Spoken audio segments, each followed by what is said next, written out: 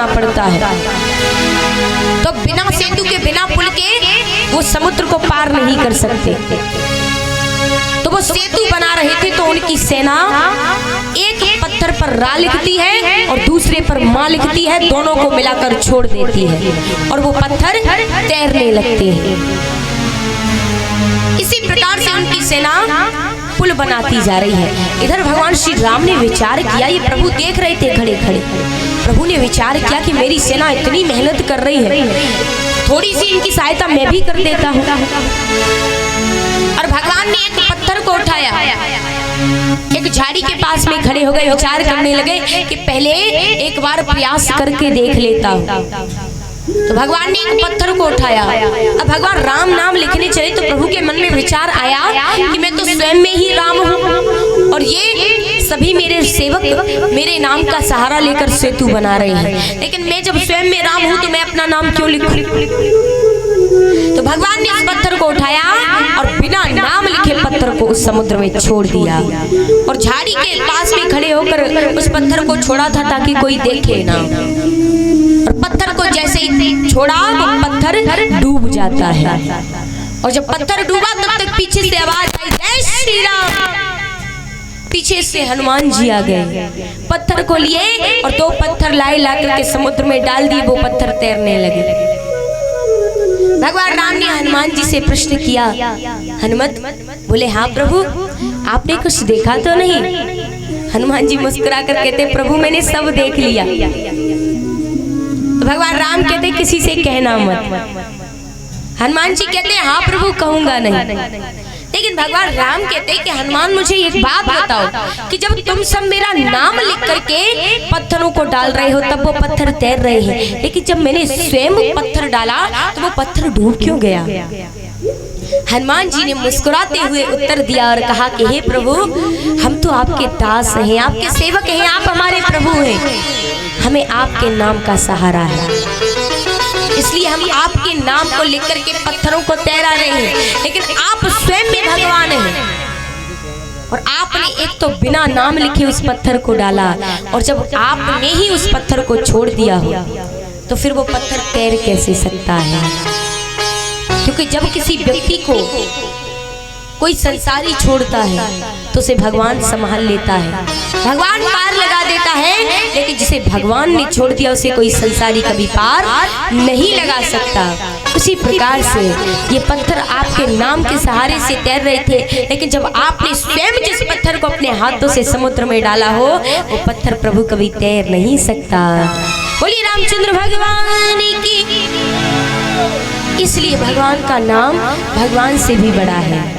यहाँ पर प्रहलाद जी फिर वही उत्तर देते हैं तो हिरण्यकश्यप को क्रोध आया और कहा कि मैं तुझे जीवित नहीं छोड़ूंगा, और महल ले जाकर के अपने सैनिकों को आदेश दे दिया कि जाओ और इसे पर्वत की ऊंची चोटी से फेंक दो।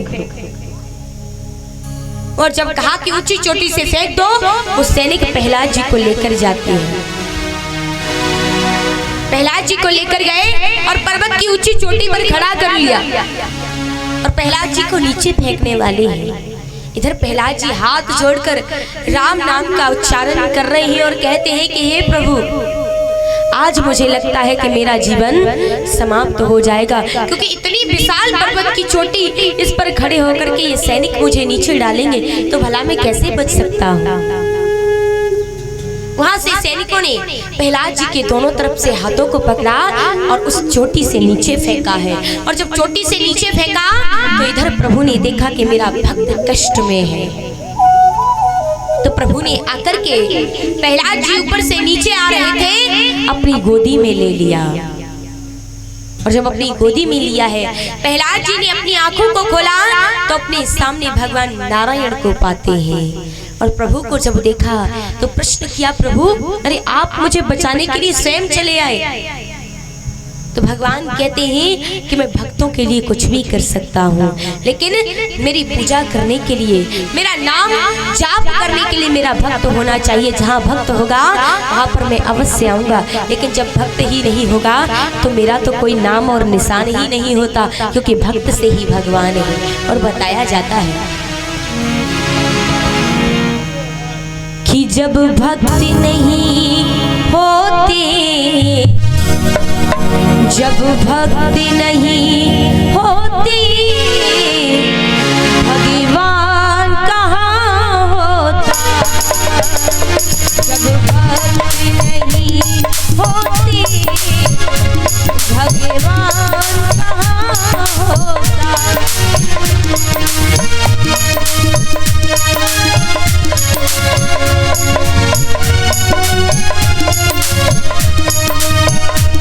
जब भक्ति नहीं होती, भगवान कहाँ होता। जब भक्ति नहीं होती, भगवान कहाँ होता।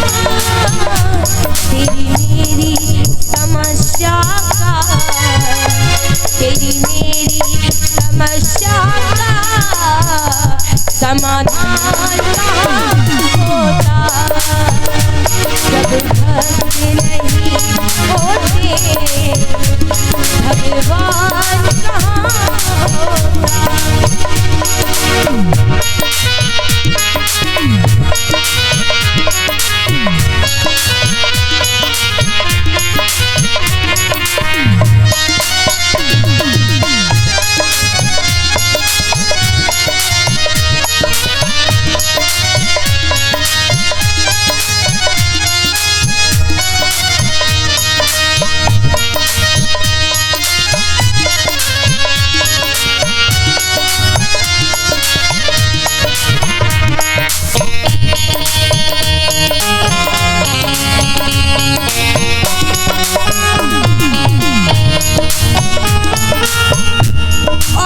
भक्ति हुए लाखों, भक्ति भी करते हैं।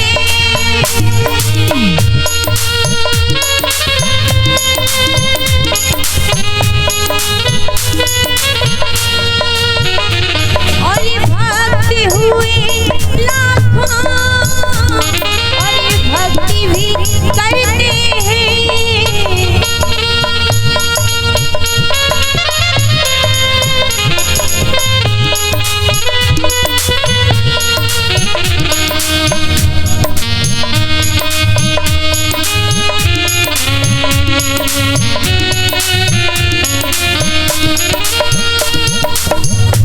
उस हनुमान जैसा, उस हनुमान जैसा कोई भक्त कहाँ होता।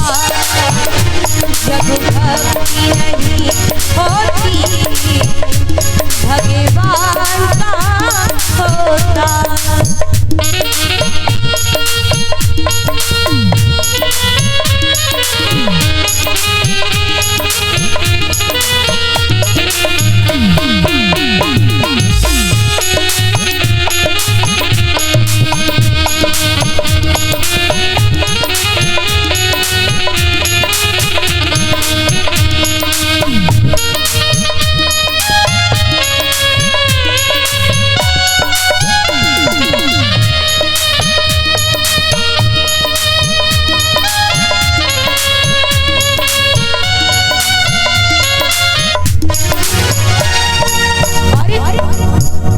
जब भक्ति नहीं होती, भगवान कहाँ होता। जब भक्ति नहीं होती, भगवान कहाँ होता।